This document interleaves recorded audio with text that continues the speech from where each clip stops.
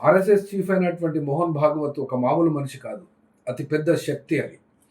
ఆ శక్తి ఎందుకు అంటున్నానంటే దాదాపు ఆయన కంట్రోల్‌లో ఆర్ఎస్ఎస్‌లో ఉన్నటువంటి వాళ్ళు ఒక 40 లక్షలు భారతదేశ వ్యాప్తంగా ఉన్నారు. ప్రపంచ వ్యాప్తంగా కూడా కొంతమంది ఉన్నారు. ఆర్ఎస్ఎస్ శాఖలు వికీపీడియా లెక్కల ప్రకారం చూస్తే 73,117 సుమారుగా. అట్లాగే ఇన్‌స్టాగ్రామ్‌లో లెక్కలు చూస్తే 60,000 శాఖలు. అంటే ఒక్కొక్క శాఖలో యావరేజ్‌లో ఒక 20 మందిని లెక్కేసుకున్నా కూడా ఇది అతి పెద్ద సంఖ్య అవుతుంది. ఇది మిలిటెంట్ ఆర్గనైజేషన్‌గా రూపు దాల్చింది. ఆ లెక్కనే దాన్ని గుర్తిస్తారు కూడా. ఆర్ఎస్ఎస్ ఇటీవల ఈ 2, 3 రోజులలో ఒక 2 విషయాలు డిస్కస్ చేయడం జరిగింది. 2 విషయాల గురించి తన యొక్క ఉద్దేశాన్ని చెప్పాడు. ఇక్కడ ప్రశ్న, భారతదేశం హిందూ దేశం. రాజ్యాంగం ఆమోదం అవసరం లేదు. ఇది హిందూ దేశమే అనుకుందాం కాసేపు. ఒక పిల్లవాడు పోయి ఐఏఎస్ ప్రిలిమినరీ రాస్తున్నాడు. ఐఏఎస్ ప్రిలిమినరీలో ఈ ప్రశ్న వచ్చింది, భారతదేశం హిందూ దేశమా? ఆబ్జెక్టివ్లో 4 వచ్చినాయి. సెక్యులరు, కమ్యూనిస్టు, హిందూ, ముస్లిం అని వచ్చింది. హిందూ దేశం అని మన పిల్లవాడు టిక్ చేస్తాడు. కానీ వాస్తవానికి జవాబు ఏమిటి తెలుసా? హిందూ దేశం కాదు, సెక్యులర్.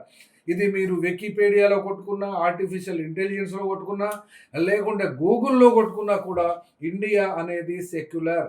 ఈ యొక్క సెక్యులర్ భారతదేశాన్ని హిందూ మతంగా మార్చుకోవాలి, హిందూ దేశంగా మార్చుకోవాలంటే ఏమి చేయాలి? రాజ్యాంగ సవరణ చేయాలి. రాజ్యాంగ సవరణ చేయడంతో పాటుగా రాష్ట్రాల ఆమోదం ఉండాలి.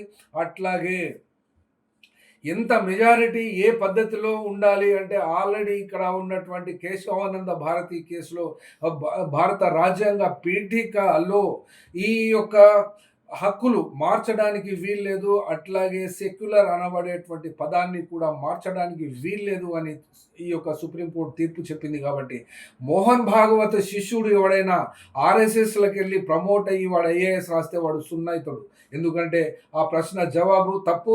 ఇప్పుడు మోహన్ భాగవత్ చెప్పింది కూడా తప్పే. కాబట్టి ఎందుకంటే వీడు తప్పుడు ప్రచారాలు చేస్తున్నటువంటి వ్యక్తులు, విద్య అభ్యసించేటువంటి విద్యార్థులు వీళ్ళను ఫాలో కనుక అయితే రోడ్ల మీద కానీ ఇళ్లలో కానీ పెండ తినుకుంటా ఆవు ఉచ్చ రాకుండా తిరగాల్సిందే తప్ప ఖచ్చితంగా ఎవరు ఉండలేరు.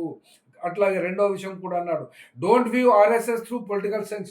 అనగా రాజకీయ కళ్ళద్దాల నుండి ఆర్ఎస్ఎస్ను చూడొద్దు అంటే మరి ఏ రాజకీయ అద్దాల నుండి చూడాలి? ఇవాళ భారతదేశంలో ఏ మనిషి కూడా ఖాళీగా లేడు. బీజేపీ కళ్ళద్దాలు చూసినా వేస్టే. ఎందుకంటే జేపీ నడ్డా మాకు ఆర్ఎస్ఎస్ అవసరం లేదన్నాడు. సిపిఎం చూడలేము, ముస్లిం చూడలేము.